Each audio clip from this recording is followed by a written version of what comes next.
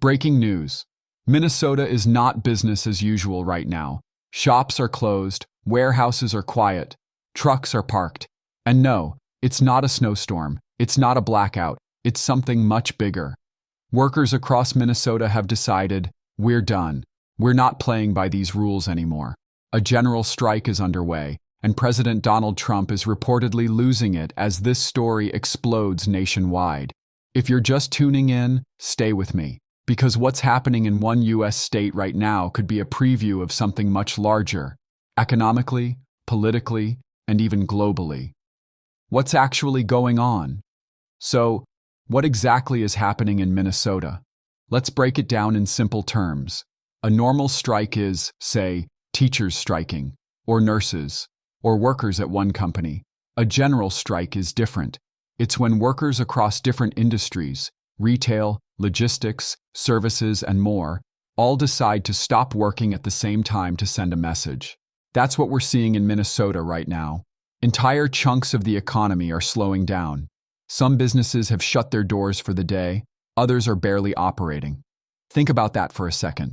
You go out for your usual coffee, closed. You're expecting a delivery, delayed. You try to get to work. Your workplace is shut, or half the staff isn't there. That's not just a protest, that's leverage. And it's happening on Trump's watch, which is exactly why this has become such a political firestorm.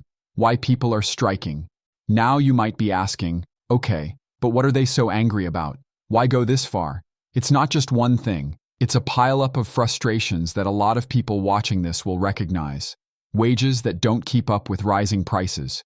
Rent going up, groceries going up, bills going up, but paychecks staying pretty much the same. A feeling that the economy is working great for the top and not so great for everyone else.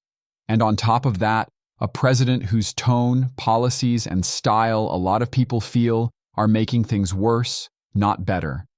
Eventually, people hit a breaking point, and when they feel like voting isn't enough, calling their representatives isn't enough, and nobody in power is really listening, that's when you see something like this. A general strike. It's basically workers saying, fine, if you won't listen to our voices, you're going to feel our absence. Trump's reaction, losing it. On this now. Let's talk about the part a lot of you clicked for, Trump's reaction. According to political commentators, he is not handling this calmly. He's angry. He's lashing out. He's losing it, as some are putting it. And honestly, if you think about it from his perspective, it makes sense why he's so upset. Here's a president who wants to project strength, control, and economic success. Then, suddenly, images start circulating of a major U.S. state where businesses are shut down because workers simply decided not to show up. That completely undercuts the image he wants to project. So what does losing it look like in this context? Turning up the volume on the rhetoric, blaming political enemies, unions, or radicals for chaos, trying to spin the story so that workers look like the problem, not the system they're protesting. But here's the risk for Trump. If people watching at home relate more to the workers than to him, that strategy can backfire badly. Why this moment feels different. Now you might be thinking, we've seen protests before. We've seen walkouts. Why is this such a big deal?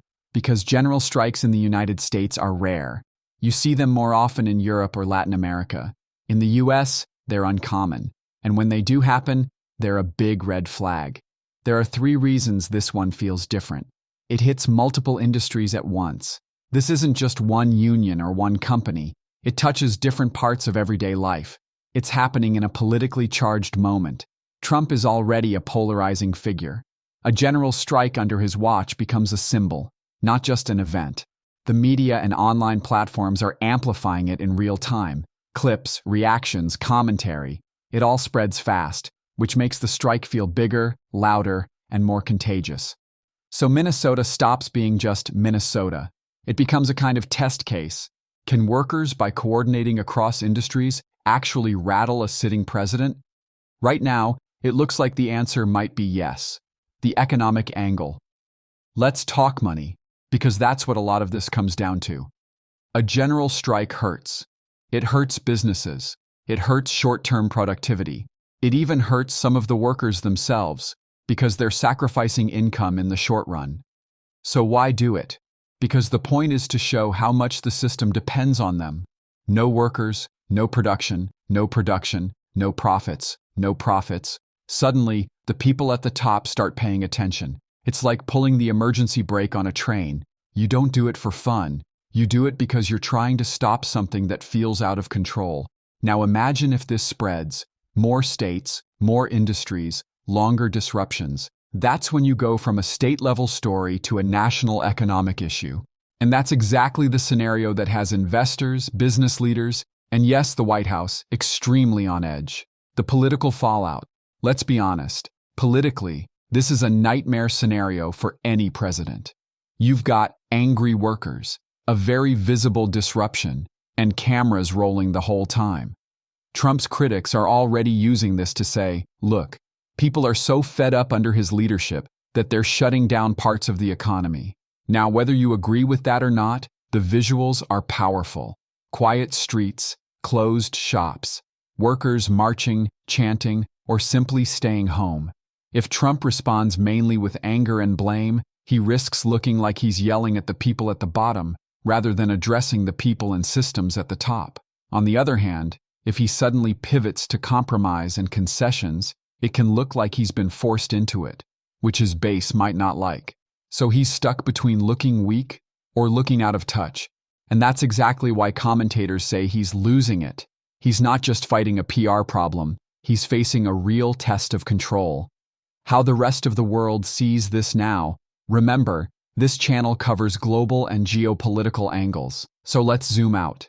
When a country like the United States has a general strike, people outside the US take notice. Allies might quietly think, can we count on US leadership if they're constantly dealing with internal crises? Rivals might say, see, look at all that instability. The West is divided. American democracy is messy. Even international markets react to this kind of thing. Labor unrest, political drama, and economic disruptions in a major economy can send ripples through trade, investment, and global confidence. So no, this is not just a Minnesota problem. It's a small window into how stable or unstable U.S. society looks from the outside. Could this spread? Here's the big question. Is this just a one-time burst of anger, or is it the beginning of something bigger? In today's world, movements spread in three main ways. Social media. Videos of closed businesses, speeches, and confrontations get millions of views. Organizing networks. Unions, local groups, and activists share strategies and encourage each other. Political narratives. Commentators and influencers frame what's happening in Minnesota as a blueprint. If workers in other states watch this and think, wait, that actually got attention. That actually scared people in power. You can bet some of them will start to consider similar actions. That's how a local story becomes a national wave. The bigger question, who really holds power? Underneath all of this is a bigger, more uncomfortable question. Who really has power in the modern economy? Is it the president? Is it big corporations and wealthy donors? Or is it the millions of people who wake up every day and keep everything running?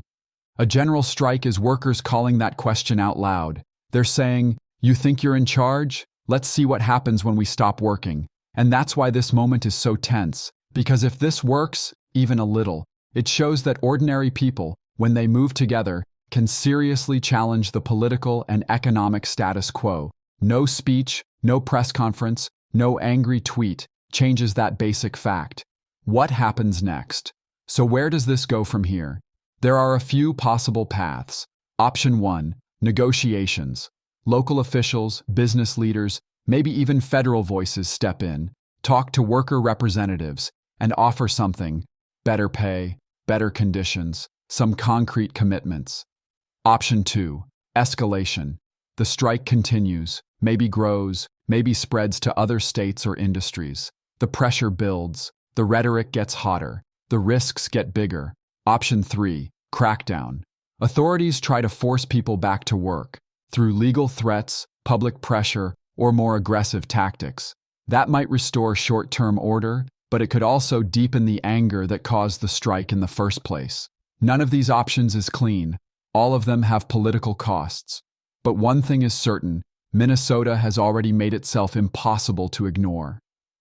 Minnesota's quiet streets are speaking louder than any speech coming out of Washington right now.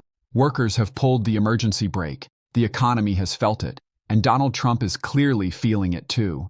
Whether this ends up being a brief flare-up or the start of a larger wave of general strikes, that depends on what happens next. In boardrooms, in state houses, and yes, in the White House. Now I want to bring this back to you.